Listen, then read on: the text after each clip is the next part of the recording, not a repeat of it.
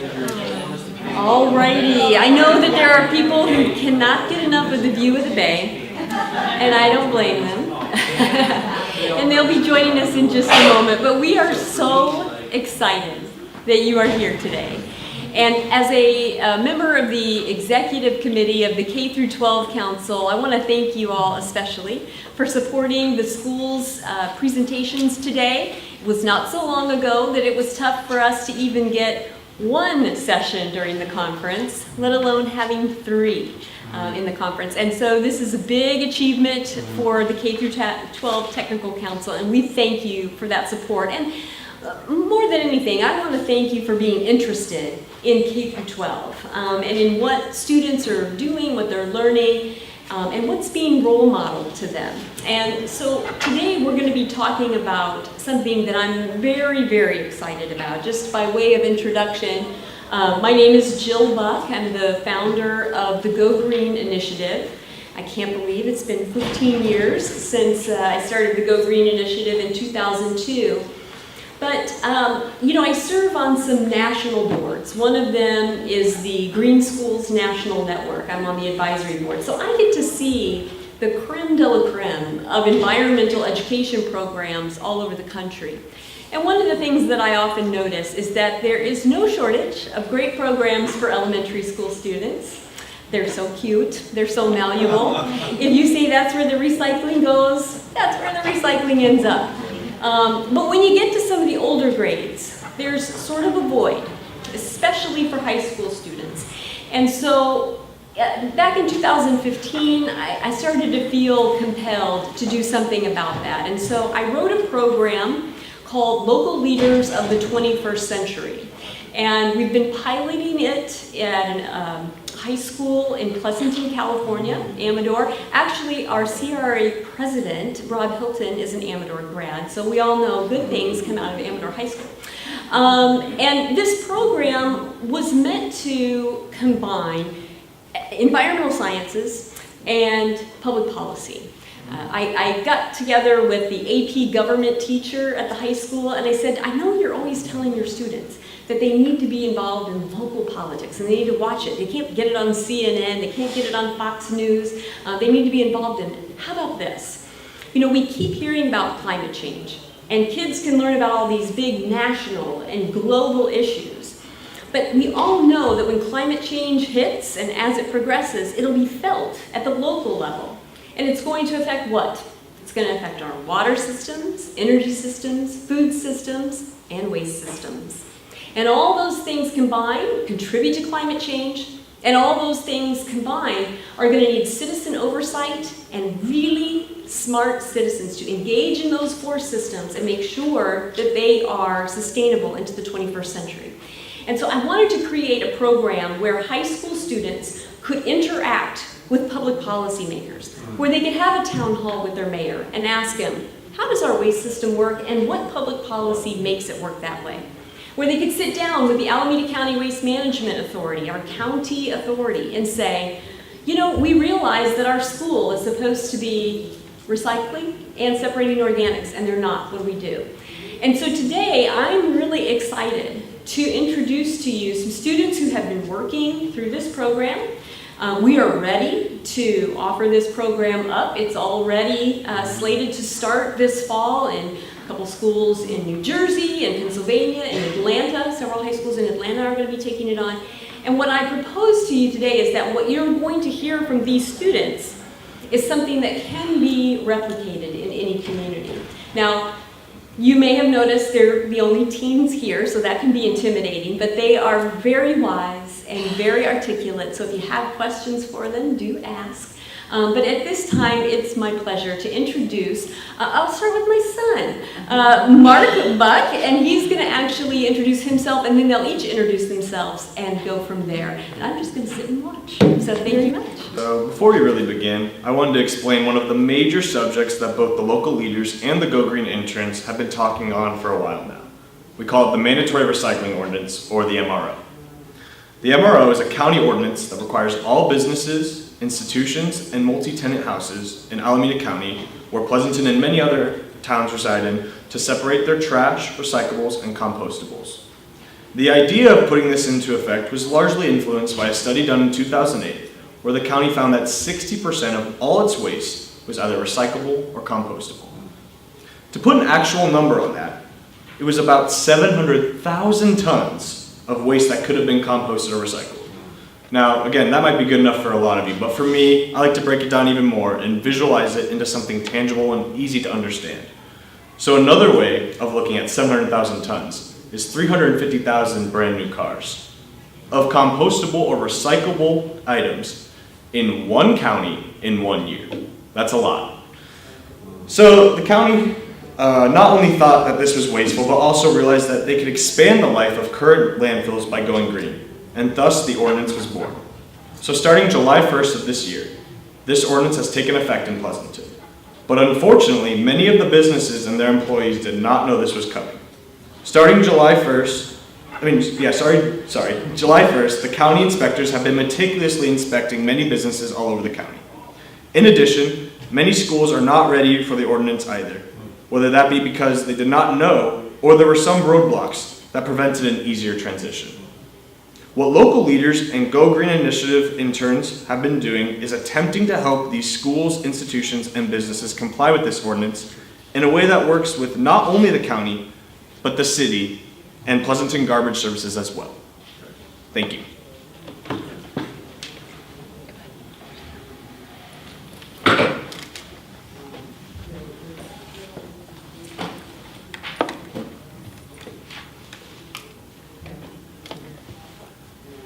Standing up before all of you today, we hope to send a message.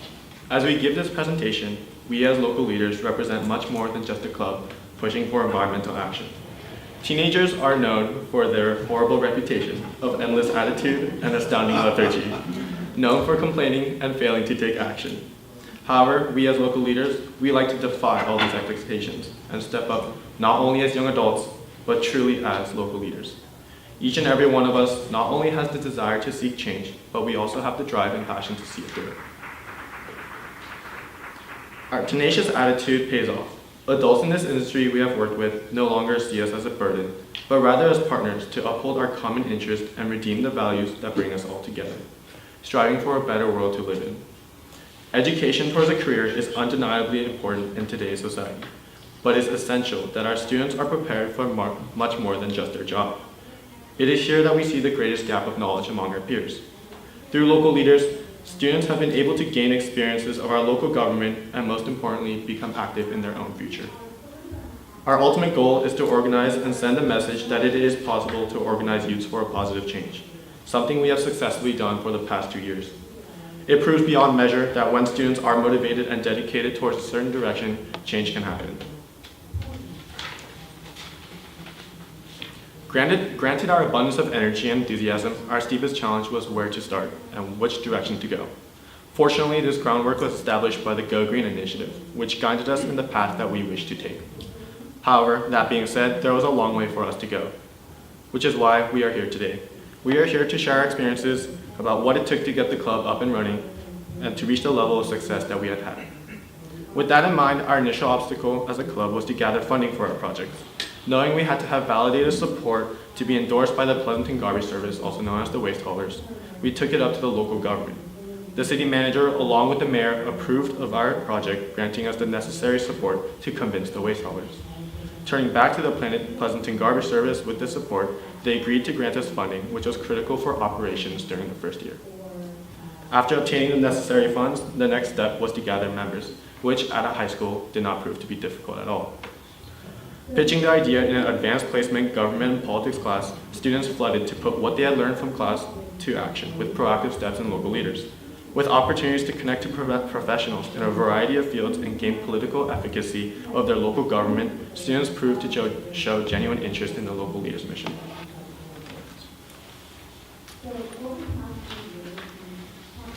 In order to build a successful club full of motivated students, we needed to start with a strong base. As Min mentioned before, the opportunity was first presented in all advanced placement United States Government and Politics classes at Amador Valley High School. These classes consisted of seniors who were already high achievers interested in the workings of a community and government. It was a hands-on opportunity to see how public policy met with environmental protection. As club members, we could have unprecedented direct access to officials in the industry and influence local decisions that would affect the environmental policies of our town. The instructor, Mr. Brian Ladd, introduced the club as a chance to influence our local government bodies while we were still just students. He surveyed for students interested in joining, posted informational flyers on his board, and advertised the date of the first meeting. Mr. Ladd also allowed local leader alumni to come and speak during the beginning of his classes. Members that graduated the year before presented briefly about the purpose of the club, how it worked, and their experiences. Seeing successful upperclassmen who benefited from the experience while having fun served as strong testimonials. We wish to focus your attention on the fact that it was indeed our youths who were dedicated to the local leaders' mission that brought the attention of their peers towards environmental education. As intended, the word of local leaders spread from peer to peer and grew by the growth and dedication shown by the members even after they had graduated. Coming from a time where we had no idea what the local leaders program was, to standing before all of you here today as alumni of the club ourselves, we represent the ongoing mission and quickly growing impact that the club has upon our lives. At the introductory meeting, Mrs. Jill Buck presented the mission of her organization and the club, explained the inner workings of the club, and encouraged everyone to sign up. Benefits were a huge incentive for drawing in members: senior community service hours for attendance, scholarships, and the opportunity to network with professionals and experts in the field were just some of the perks. Students that were interested in joining were encouraged to fill out an online survey with questions such as contact information, availability for meeting during or after school hours, and which working group they would prefer to work with, which we will explain more on shortly.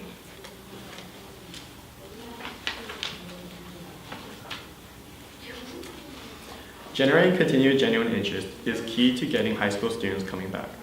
As to be expected of many students during this time, many were busy with other commitments. It might seem like a difficult challenge, but all we did was list the facts. As Megan mentioned earlier, these incentives were simply inherent qualities of participating in the club. Whatever each individual student purpose is for joining, whether it's community service hours, building a resume for college, or genuine interest in protecting the environment, we aim to expose as many of our peers as possible. The promised prizes weren't all just smoke and mirrors either. Field trips included numerous speaking opportunities, a tour of the landfill and recycling center, and the coolest of all, a tour of San Luis Obispo's nuclear power plant. Each trip was incredibly eye-opening in its own way. At the landfill, we were all shocked to see just how wasteful we are as a society and how so many people fail to recycle. This gave students greater awareness to the issue at hand, motivating students from the beginning to focus towards a specific goal. The Diablo Center nuclear power plant at the end of the year provided an exclusive opportunity to those involved within the club. We were able to observe the control rooms, the different components of the facility, and understand how the nuclear power plant creates energy. The nuclear power plant trip, while outside the scope of our focus for the year, provided valuable insight to a controversial topic in today's society, letting students to understand how we obtain our local energy and develop opinions of their own. These trips allowed us to interact directly with policymakers, corporate heads, and experts in the field of environmental protection, which allowed us to be better informed and thus more effective when influencing local policy. By taking pictures, writing notes, and asking questions, many members were able to receive community service hours while participating on these trips. For seniors, these were invaluable towards the graduation requirements. Seniors were also eligible for scholarships, and over $4,600 total were awarded to the 14 that applied. Another positive that we like to emphasize here was the casual meetings. As to be expected of students from a high school, there are times living in high stress. With a positive environment from these meetings, they often prove to be an environment of much needed fresh air. We quickly found that friends would recommend other friends to join because of the relaxed atmosphere of the meeting. Food was offered at the meetings to make sure students did not miss out during their lunch period. Requirements and obligations were not demanded due to the heavy emphasis on academics within our school. Commitment was decided by each member depending on their schedule, which appealed to the busy student life of our student body. We also had to be tech savvy in order to target a crowd of teens. The one item you can almost guarantee every teen to have at all times is their phone. Knowing this, we used a communication app called Remind. This allowed Mrs. Buck to send out reminders directly to members in the form of a text message. Texts could be sent out right before lunch to remind everyone that there was a meeting that day and inform everyone which room it was hosted in. Quick, easy, and paperless.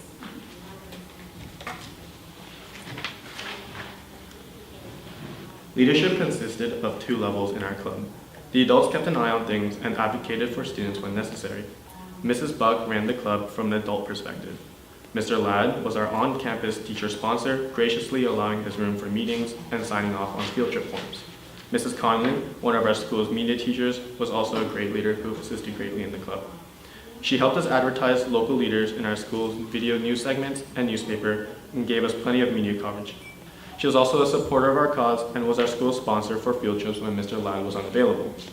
These 3 adults made sure crucial items behind the scenes were taken care of so we can focus on our projects. Ideally, as the club began to take foot, the need for adult participation will decrease as local leaders eventually grasp the ability to handle the logistics themselves. On the student tier, we had a president, vice president, secretary, finance officer, and 2 outreach officers. Each had responsibilities that kept the club running and oversaw a working group. There are 4 main working groups: speaking, writing, technology, and outreach. The 4 that you have in front of you today is a sample of our speaking group.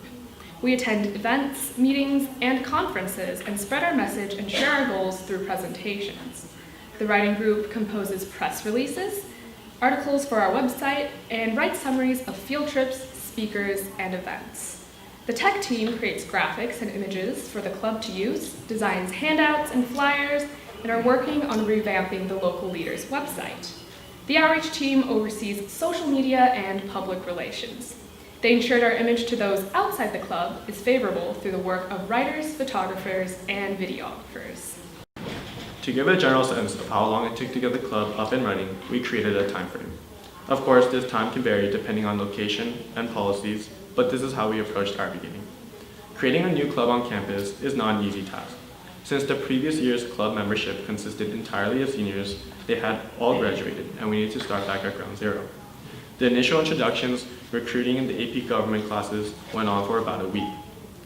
After the first informational meeting, those who felt that they had the ability and were able to commit time to being officers attended a separate meeting to bid for leadership positions. After the president and vice president were selected, they attended the school's Student Leadership Council in order to pitch the creation and renewal of the club on campus. After about a week, the club was approved and declared to begin its projects. Recruiting students was one of the biggest challenges since we wanted to build a membership of underclassmen so there would be continuation even after the seniors left. We posted eye-catching flyers all over the school, courtesy of our graphic design team, created an ad for our school's video news segment, thanks to our videographers, and set up booths at events such as the club fair or our annual pigskin football and club fundraiser. Shout out to our community outreach team. Once we had more students sign up, we could begin organizing them into working groups. For the next few weeks, it was necessary to monitor each group, ensuring that effective communication and inclusion were enacted. Sometimes members also realized they had strengths better suited for other task groups and decided to either join a different group or take on dual responsibilities.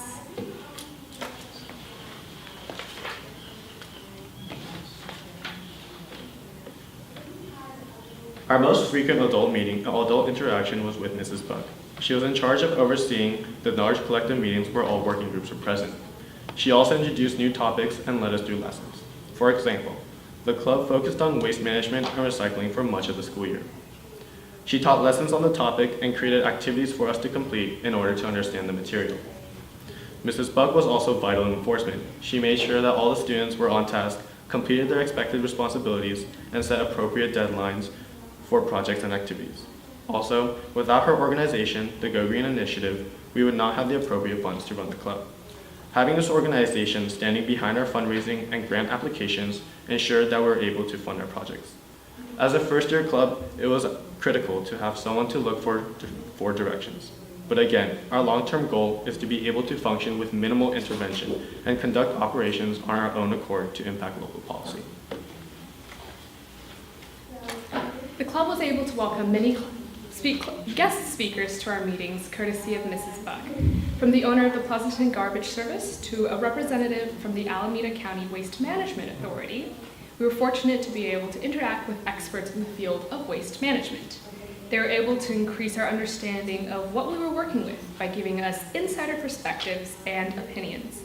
Most allowed us to grill them with questions so we could gather information to form our own ideas and opinions.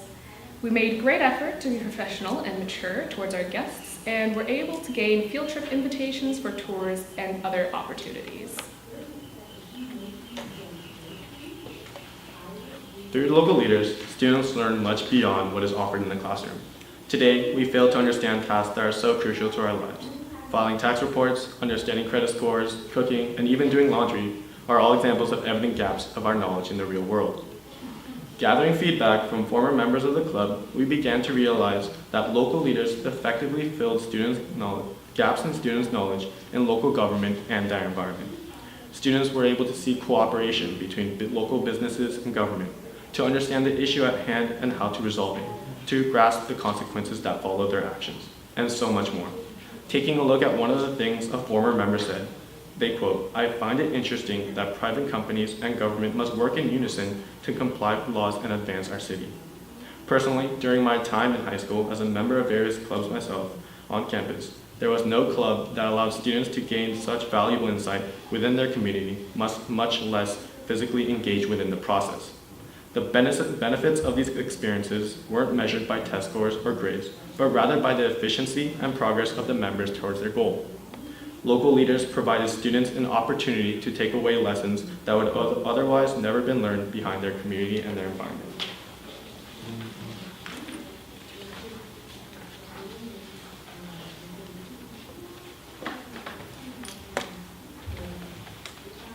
To organize a club that is capable of enacting change across the entire school, funds are likely to be the largest concern. We address this by speaking to various groups to encourage them to see the necessity for change and back our efforts financially. Whenever most people think about changing current processes on campus, in particular recycling, they think, who's going to pay for the bins? The extra custodians? We wanted to address this by telling our own experiences, thereby proving that acquiring funding, although may be difficult, is entirely possible and should not be an obstacle towards our movement for greener procedures on schools. Our own struggle now is to get our school district moving forward and enacting the mandatory recycling ordinance, because they refuse to do it school by school and they claim it must be a district-wide action.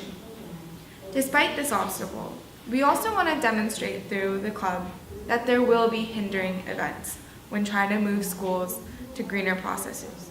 But we can't let these stop our efforts to continuously remind the school board of the importance of becoming more eco-friendly.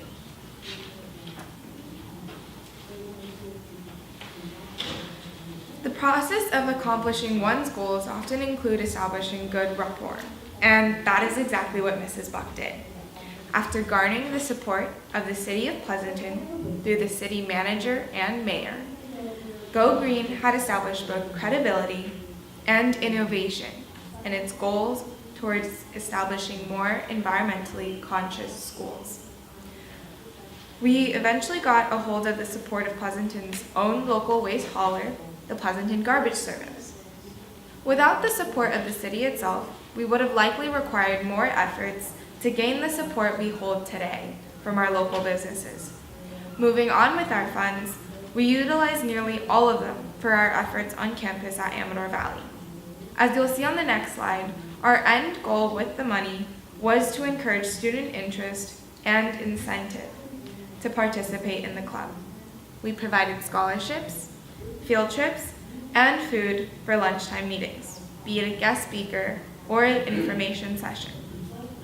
In addition, we were also able to save on travel costs due to gaining the support of a local transportation company CEO that offered discounted buses for our field trips. All in all, Local Leaders on the Amador campus serves as an example of the importance of gaining community standing as to both generate funding and student interest.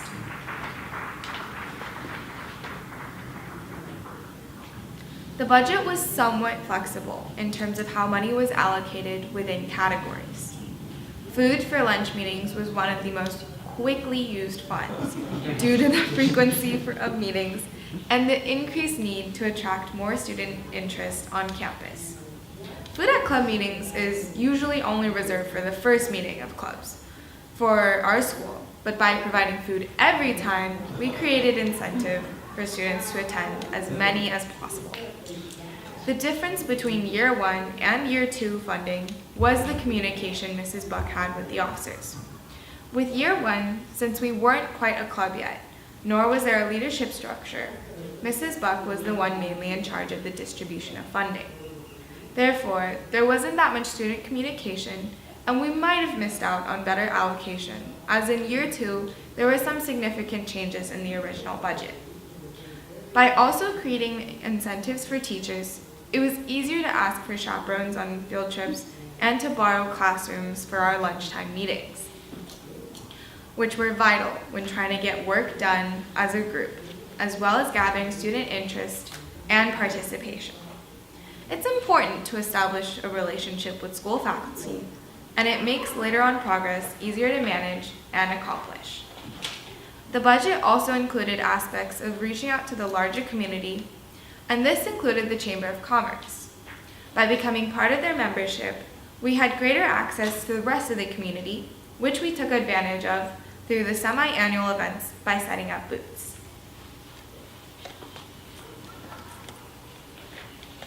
More than 20 years ago, Alameda County voters passed a measure that required those who generated waste amounting to a certain quantity to pay an additional fee. This gate fee or tipping fee created a pool of money that could go back into the county. Alameda County cities that followed a certain set of rules were eligible to receive money from that pool for a variety of different environmental improvement and education projects. The city of Pleasanton receives about $200,000 per year.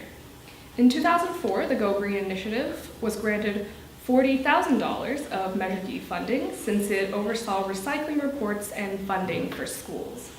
The funding that passed through to schools to purchase recycling bins. In 2016, with the help of the GoGreen Initiative, we were able to secure some of those funds for our club for environmental education and recycling projects. During year 1, the speech group gave a presentation at the Rotary Club and the Chamber of Commerce. City officials were impressed by the level of knowledge and dedication of the club members. They also saw value in investing in teams that were not only interested in a greener future, but could advocate for that goal effectively. As a result of their funding, we were able to increase the amount of scholarships awarded, go on field trips, and purchase necessary materials for our own projects. Our own Parent-Teacher-Student Association also pitched in, awarding the club with $200 to begin purchasing organic sections bins. The budget for year 2 was nearly double that of year 1. With a larger club that aimed to take on larger projects, we required more funds. Strict contracts were drafted for the spending of this money since many of our funds came from the city.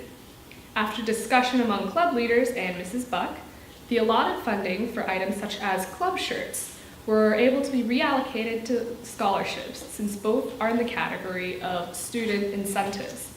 However, items like program management and incentives for teachers were set in stone. A detailed budget was kept throughout the year so that when Mrs. Buck had to report back to the city at the end of each year, we could prove that the club had stayed within the bounds outlined under the initial contract. Furthermore, it is important to recognize that it would have been significantly more difficult, if not impossible, to obtain these funds without Mrs. Buck as the mediator. As important as the role of the students are in carrying out projects themselves, The importance of adults cannot be overlooked when funding a club of this caliber.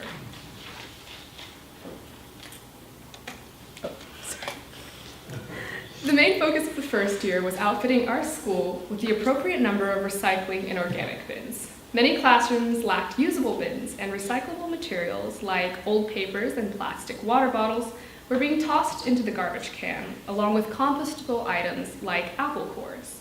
However, there was no system in place for compost pickup at our school, which meant we only were able to implement recycling bins in the classrooms. These costs were covered by a grant provided by the Pleasanton Garbage Service. This past year, we started with a base amount of $200 from our PTSA for compost bins. Knowing this would not be enough to cover the whole school and the education that had to go along with it, we reached out to our head custodian. We hoped that he would be willing to meet with us to discuss the MRO and devise an implementation plan. He never answered our inquiry, and instead took it to his union boss. When we finally heard back, it was the facilities director telling us to stop urging the school to comply with the MRO. He said they didn't have enough workers or funding to take on such a project, and for the sake of avoiding a labor dispute, the schools will not be complying at the time. If the MRO were to be implemented, it could not be a school-by-school approach, but rather a district-wide enterprise. The district needed to have all schools collaborating to have uniform implementation and policy. Thus, we took it straight to the school board. Before speaking about the mandatory recycling ordinance, we had to fully understand each of its parameters and requirements. We accomplished this by not only reading the original documents multiple times, but we were also fortunate enough to have one of our own guest speakers, Jeff Becerra from the Alameda County Waste Management Authority, provide detailed information about the conditions outlined under the MRO. After preparation, we gave the speech to the school board, and as a result, were the first ones to inform the board regarding the upcoming changes they must prepare for. We established our importance when it was made clear that this was the first time the board had ever heard of the MRO, despite the fact that the law was coming into effect in 2 weeks. This very law, which had passed 6 months prior to this presentation to the school board, would have gone unnoticed had we not taken action and pushed to initiate change. 2 weeks prior to our presentation to the school board, the school business officer and the facilities director conducted a town hall with us. They outlined specifics as to how to go about enacting the ordinance. Yet it's been 6 months since their presentation, and there's been no sign of them carrying out those plans.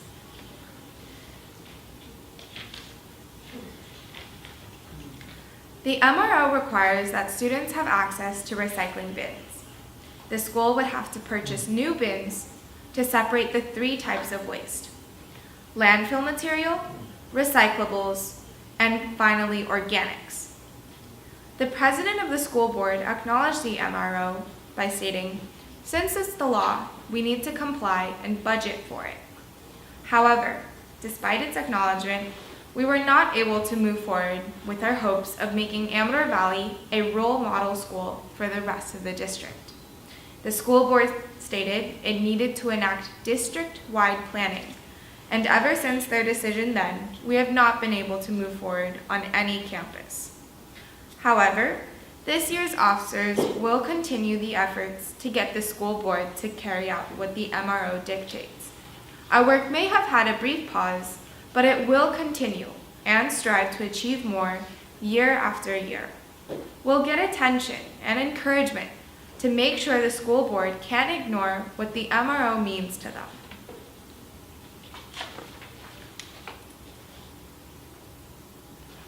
Working with the media to achieve our goals. When speaking to the media, we wanted to demonstrate why Local Leaders is unique as a high school program and why its implementation is important to students' understanding of our environment. As teenagers staying on campus for 6 hours or more every day, we're familiar with how the system works at school. We know how after brunch, snack wrappers litter the spots around trash cans and how food can sometimes land on the ground. We also know how after lunch, brown paper bags can't be recycled, nor can the water bottles or soda cans. They all end up in the trash can because there's no receptacle for the recyclables. We want to change that problem across all school campuses. As students, we know how much potential a school holds when considering how to improve on the methods of reducing waste and encouraging more eco-friendly practices. And that is exactly the goal for our club, Local Leaders, to inspire more environmentally conscious actions across the student body and the school itself. And we conveyed this priority when we spoke to a variety of groups. Our various speeches were our leverage. We aimed to gain media attention through our various published articles in the East Bay Times and other local newspapers. We are staying involved in the process. The faster we get them to comply, the faster we can start reducing the waste that pollutes our environments. Media was a tool for us to gain standing and attention to the people. The last 2 years have done a lot of good work, and we did not want that to stop over the summer.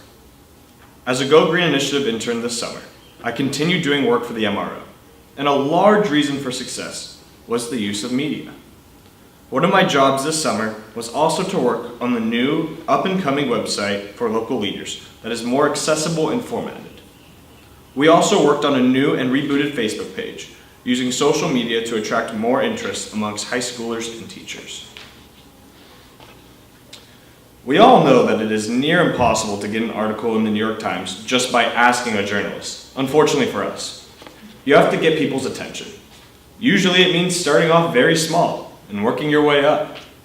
It started for the local leaders by making it big in their high school newspaper. Getting the awareness out to the kids is more influential than most people think, though, as this first step was the catalyst that started a chain reaction. Following shortly after, there were articles in the Pleasanton Weekly, the Chamber of Commerce's newsletter, Independent News, and even the East Bay Times. Media was one of the most useful tools that local leaders has, but it took activity from the kids to get any attention.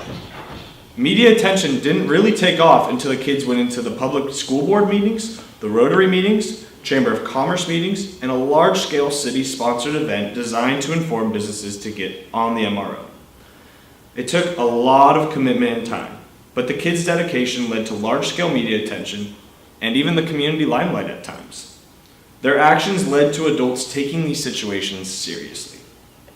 Traditional forms of media are always effective, but why limit ourselves there, especially when we're trying to reach kids and as many people as possible?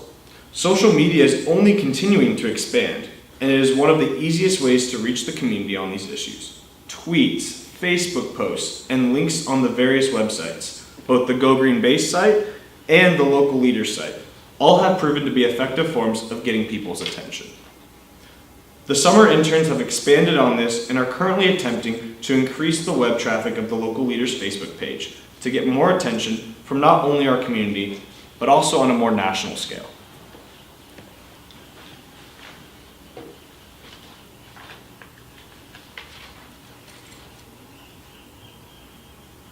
One of the parts of Local Leaders that separates us from the other clubs on campus is that we work interdisciplinarily. We have 4 main groups for the club: community relations, tech, speeches, and public relations. This is also something that made us interesting to the media because we didn't follow the generic format of other clubs where officers led the group as a whole. By dividing the work among our groups, we were able to efficiently accomplish more within the same amount of time. For example, in one weekend, speeches kids would work on their next speech, public relations could be working on the next press release, and tech could be updating the website and social media. However, not all of the work was separate. If community relations needed to publicize their recent outreach efforts, we would contact tech and then figure out the details of execution. Speeches would give out details to public relations, and tech could help organizing this recording of speeches. We were both separate and overlapping at the same time. Despite our final format being incredibly successful, the work to get to our final formation was difficult. First off, we were a new club and had no predecessors to work off of in terms of execution and work processes. Figuring out all of the details on our own was already a huge challenge we undertook in the beginning of the year. Then, communication became the next issue. It was difficult because some officers wouldn't respond or some wouldn't reach out, and when someone in tech wouldn't email the notifications, other groups always had to take it upon themselves to do so. Though difficult in the beginning, by acknowledging these problems do exist and by addressing them as soon as possible, we were doing very well in a relatively short amount of time.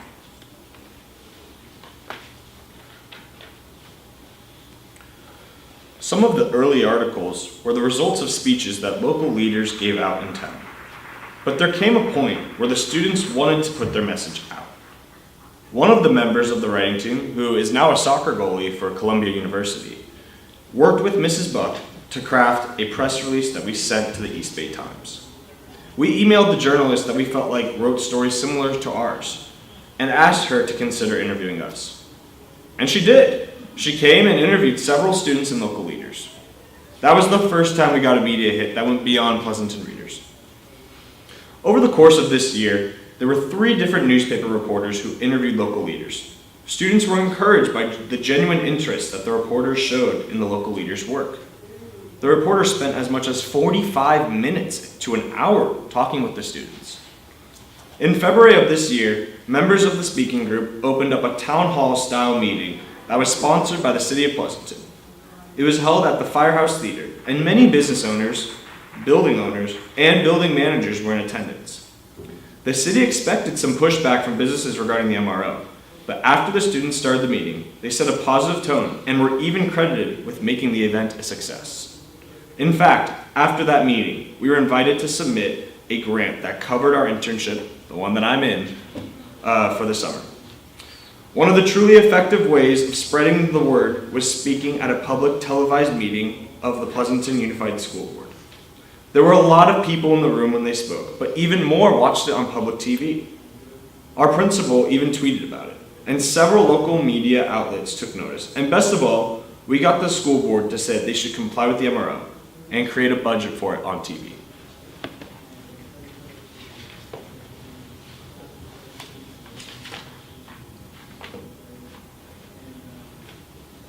A vital aspect to enacting change is first making sure everyone understands why this change needs to happen and what it actually includes. The speeches in the year before us were mainly explaining local leaders in general, our message, our hopes, and plans for the future, as well as the MRO. In our second year, our main focus was the MRO and getting community acknowledgement of its importance. We gave the speech on the MRO to both the Pleasanton Unified School District and the local residents and business owners of Pleasanton. Both takeaways from these speeches was that these people cared and that we had successfully got their attention in terms of understanding the MRO.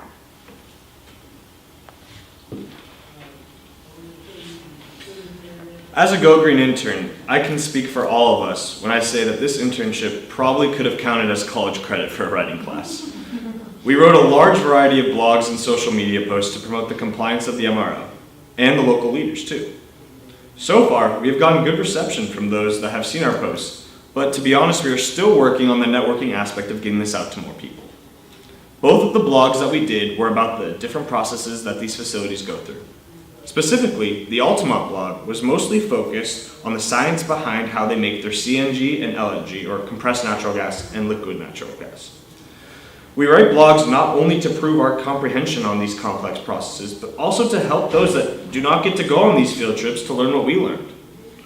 A cool method that we were taught while interning was the breakdown of a blog to then Facebook posts and then into tweets. We would start by writing a blog that was anywhere from 250 to 1,000 words on an experience or trip.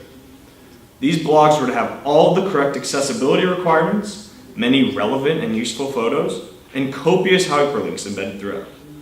Then, after our boss graded them, harshly I might add, we would break these blogs down into 100 to 200 words Facebook posts.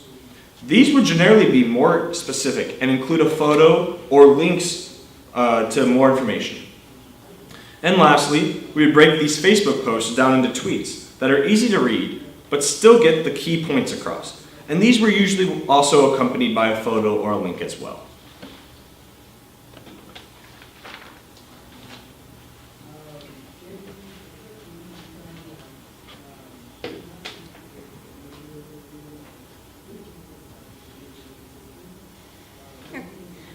Our message might seem a little complicated, but it's really not. We, the local leaders of Go Green, simply want to enact change on environmental policies from our own age group. Starting young is what will lead to entire populations becoming more eco-friendly and conscious of their actions and the reactions they may have. Becoming more eco-friendly oriented is not just a daily decision. It's a lifestyle of forever preserving our earth. By instilling good habits when children are young, we are building generations of habits that they will take with them wherever they go. And we want this to keep on happening, not just limited to our own generation.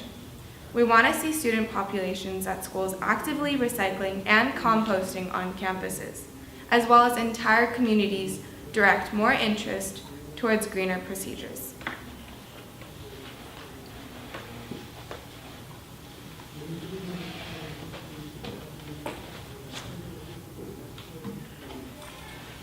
In every community, education of its students is considered a valuable asset, a future investment, if you will. We at Local Leaders push our members to challenge this perception and to actively pursue change, not only after getting a degree or graduating from college, but also while they're still in school. The learning opportunities of students while engaging within the community are monumental and proves to be mutually beneficial to the students and the community. As a club on campus, one of our top priorities was to make our presence be seen and heard, and we did exactly that. Making advertisements, giving presentations, and meeting during lunch were just some of the things that we did to build towards the amount of members that we had. While our advocacy for changing local policy towards environmental standards is significant, it must be recognized that our impact of simply raising student interest in the Go Green initiative is equally important. Students shouldn't have to wait to give back to their community. Local Leaders provides a chance for them to take the future in their own hands. Our presence on campus may have been one of the most critical components to our success during the year. From the very beginning, we sought to become a club students would talk about. Remember, the club itself started by testimonies from former students, but to spread the influence to other grades, we had to become an active member of the student body. Taking part in numerous school events, including registration, the Pigskin Rally and Fundraiser, our weekly TV reports ABTV, and Earth Day, members worked hard to spread the word. By implementing Local Leaders across campuses, we're not just hoping to change habits at school. We're hoping to change lifestyles and perspectives towards how our students want to live their tomorrow, greener and better. We also want the club to be autonomous in the way that it carried out its tasks, to facilitate the process for teachers and students. Students also reached out by inviting guest speakers to share their experiences during club meetings, and by setting up posters and handouts for upcoming events. Recognize that over the course of the year, the influence of students began to grow as the need for adult influence waned. Over time, slowly but surely, students began to pick up responsibility in different areas as the club began to grow. While the importance of environmental actions cannot be ignored, the very basis of our club originates from the ability of students and youths to take initiative and achieve levels of success in areas where students have never attempted before.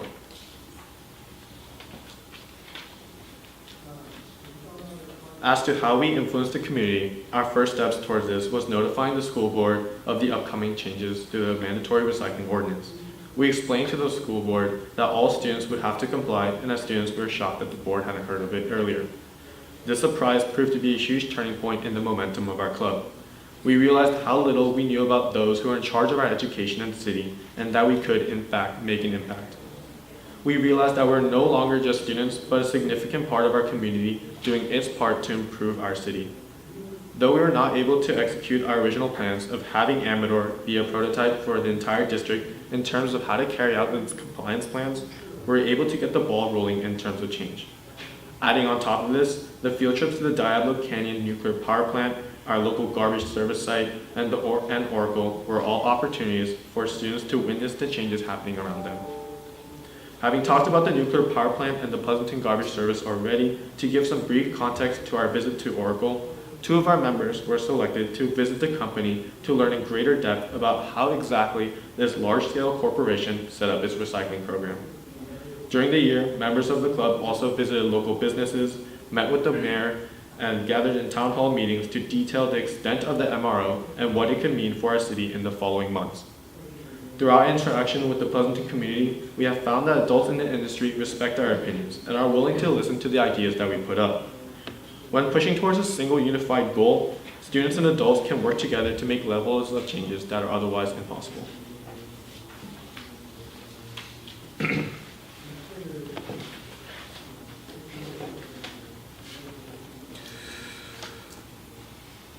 Through the summer, local leaders usually is not as active due to outside commitments.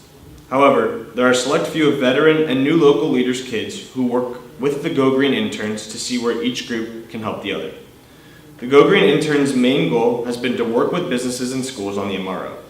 In order to have the experience necessary to do this, we have gone on many field trips. The point of these is to see firsthand how these systems work. One of the field trips we went on was the local transfer station in our hometown. Local Leaders has also gone to this as well because it is an easy way to get firsthand knowledge on how our city sorts waste. There we got to see the clean MRF and how we sort the recyclables into many separate sections, some such as cardboard, plastic, and glass. An important point that my mom made sure to get across was that any recyclables that ended up in the trash never have a chance to make it into the recycling section. This is a common misconception in my town, that the people at the transfer station will make sure that all recyclables will get recycled. On the flip side, if trash ends up in the recycling, you're asking someone to dig through the refuse on the conveyor belt and pull out possibly harmful or disgusting items. Learning the smaller and more minute details is one of the most important benefits of going on these trips. Another trip that the interns went on this summer was to see one of the local landfills, known as the Altamont landfill, which is run by Waste Management. They are the only one of their kind to process natural gas into both LNG and CNG, and use both of these as fuel sources for powering homes in the nearby neighborhood, as well as powering all of the landfill buildings, engines, and machines. The Altamont landfill is not the landfill that Pleasanton brings its waste to. However, it could end up being our landfill once the Vasco landfill closes, which could be as soon as 9 years. We learned of the very unique and interesting science behind how they use the decaying of organic matter, which produces methane, to then burn as fuel. However, one of the coolest concepts that I learned of was the idea of saving space for the current landfills. By reducing the amount of compostables and recyclables we put in the landfill, we can keep the current landfills active longer, which means creating less landfills in the future. By reducing the amount, my bad. This kind of thinking was not intuitive to me, but this experience gave me this new insight. I now use this knowledge in my internship in educating others on the MRO. In mid-October, the local leaders are planning on going to the water treatment plant. Since water is one of the 4 main areas of focus, this will be a really good opportunity to see where our water even comes from, and how it gets treated to then be considered clean enough to come out of our tap. The summer interns have also been very focused on getting the message out about not only local leaders, but also about how to recycle and compost correctly. During the summer, my town has a local event every month called the First Wednesday Street Fair. Here we would help set up a booth with fun activities to get kids and adults interested in our cause. One of the interns earlier this summer came up with a game that we ended up just calling the bin game, which is similar to cornhole or beanbag toss, but involves throwing beanbags with little pictures on them into the correct container. These pictures contain waste items, recyclable items, and compostable items. And there's 3 different bins, one for the landfill, one for the recycling, and one for compost. The kids had a kick out of it. These fairs are few and far between, but since there are many residents that come out to these events, they are hugely successful in getting information out. The farmers market also happens every Saturday morning, and we have been going out to many of those as well to further our influence on the community. People love to see us out there, especially with such a positive and impactful goal that we have. Seeing young faces try to make a difference always gets adults to sympathize with our cause. The most recent way of getting the message out has been going to YMCA camps and elementary schools to teach the kids about recycling and composting. These kids are the future, and starting them with a mindset focused on conservation at an early age is the most effective way to create a better future for the local communities. Using fun games and easy to understand examples of how to reduce, reuse, and recycle, these kids associate being green with fun, which is the best way to help them form good habits. Has been on spreading the awareness of the MRO. We have been doing a lot of work this summer. The main way we as interns have been doing this has been through unannounced visits to the local businesses downtown and in the surrounding area. All of us interns have read the ordinance, me myself twice, as well as being trained by the county itself. Once we were fully knowledgeable and ready, we went into businesses with both flyers we made and the official county flyer. Another resource we would take with us were charts to help keep track of businesses that we went to, which also had columns for the date that we visited them, whether they had heard of the MRO or not, what kind of employee we met with, which could range anywhere from manager to just a normal employee, whether it was a positive, neutral, or negative interaction, and any additional comments that we had. Surprisingly, only about 10% of the businesses we talked to even knew of this ordinance. And even less were in full compliance with it. However, to our release, most of these interactions were positive, where the employee that we talked to was very interested in what we had to say. Many times, they asked questions about whether they had the correct bins and systems to comply. Some would even take us out to the back and show us around their office, restaurant, or business to see if there was anything we could do to tell them how they could better comply with the MRO. Almost every business took flyers and business cards to learn more about the MRO and see how they could do an even better job than they already were. The interns have also been meeting with various local authorities to get the message across even further. With the data that we have been collecting, many of these officials recognize that this is going to be a problem if ignored. The meeting with the president of the school board that we had this summer was about getting the schools on board with a recycling and composting program, which has been one of our ongoing struggles in the community. Showing the president of Pleasanton Unified the data and information that I mentioned earlier, she is starting to realize the need for schools to convert to a greener system. Our meeting with the CEO of the Chamber of Commerce went very well as well, and it led to an immediate press release being published in their weekly newsletter. As the representative of all businesses in the Pleasanton Chamber, he saw the urgency for businesses to follow this ordinance to avoid the fines and citations that many businesses have already been receiving. He was very interested and cooperative, and definitely wanted to continue receiving our support, as well as even supporting us. The Hacienda Business Parks manager was also interested in getting support and information on the subject. We met with him to see how we should go about helping the hundreds of businesses that he represents. And his idea was to send out an online survey through SurveyMonkey that the employees, managers, and all other staff could fill out so we could gather data on where we can help out the most. We are finalizing this survey actually as we speak, and are very excited to see what the results are from this survey. We also may have released a similar survey through the chamber email list as well. Another big meeting we have had was with the vice mayor. He was very interested in what we did and gave us some more ideas on how to get more businesses to comply. His idea was to get more success stories, as he put it, and to show other businesses how truly easy it is to convert their businesses into a green business. The videos in question are of businesses who are either A, already sorting correctly in the workplace and have been for a while, or B, are in the process of converting or just recently have converted. So far, we have visited Workday, which is a business that is amazingly sustainable. They have been sorting their waste for, actually, I think it was 7 years, and recently have updated their signage to be even more accessible and easy to understand. We interviewed them and got some very interesting insights on what they do and plan to release that video soon. We are still planning other videos with more businesses as well, such as Rayleigh's and a local coffee shop in Pleasanton called Inklings. After our meeting with the president of the Pleasanton Chamber, he offered to share our story on the Chamber's website, and here's what this looks like.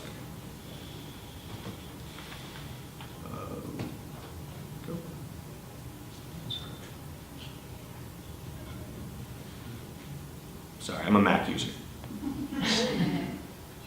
So there's a picture of some of the interns and local leaders at I think this was the street fair. Like I said, Mac user here, I'm doing my best. All right. And we got a full article in their newsletter. This went out to about 800 businesses in Pleasanton too, so this is no joking matter, a lot of people got to see it. All right. I'll let my mom take the stage. Well, I do want to mention, we're about at the end of the presentation, but we do have handouts that you're definitely going to want to get. There's a QR code that's on it too that you can scan and get access to a whole bunch of documents that you could customize for your own hometown and your own use. We have a lot of plans for this program, and I'm sure you can all see why I'm so inspired to promote it and to see it happen in other communities. We've already gotten funding from the City of Pleasanton to expand it to Amador's rival, Foothill, across town.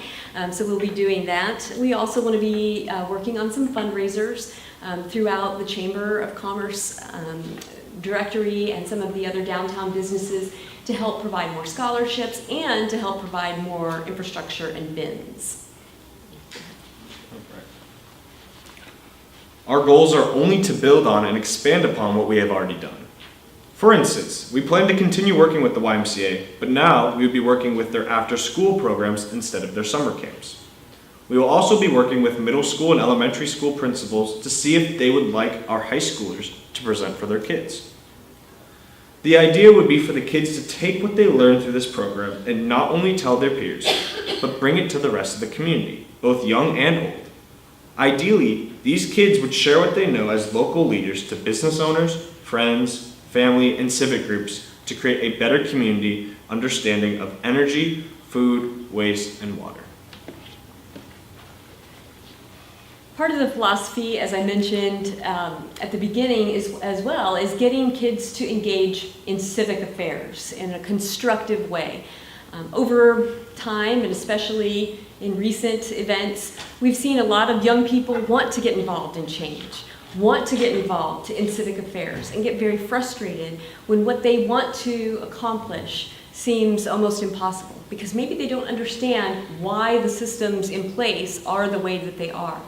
So through local leaders, we're helping students learn maybe not how they want things to be, but why things are the way they are and how the systems work so that they can actively engage in civic affairs, in public meetings, and actually make a change. So part of this philosophy is to create multi-generational positive relationships in local communities so that students have a real seat at the table and adults have their voice and they get to listen to what the youth of today have to say in a positive and nurturing environment. One of the other goals that I have for this program is that teens can connect with each other. When they learn how their waste and their water and their energy and their food systems work, and the environmental public policy that surrounds those systems in their communities work, they can connect with other teens across the country and say, does your stormwater system work this way? Does your waste system work this way? We found this issue with our food system. How does it work in your community? And build a robust and exciting place for teens to gather online and hopefully with funding, together face to face, to start bridging gaps between urban and suburban and rural schools and the teens that grow up in them across the country and come together. So there's a real opportunity for solidarity and understanding to take place once we see some of these things come to fruition.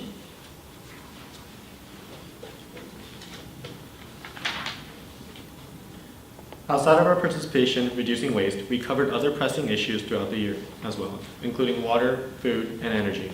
While waste reduction was by far the focus of our agenda, we would like to emphasize that Local Leaders is unique to each school and program and can focus on varying needs depending on the needs of the district and its students. At the end of the day, Local Leaders does exactly what the name suggests. We encourage youth to take an active role in their community to become local leaders of the future.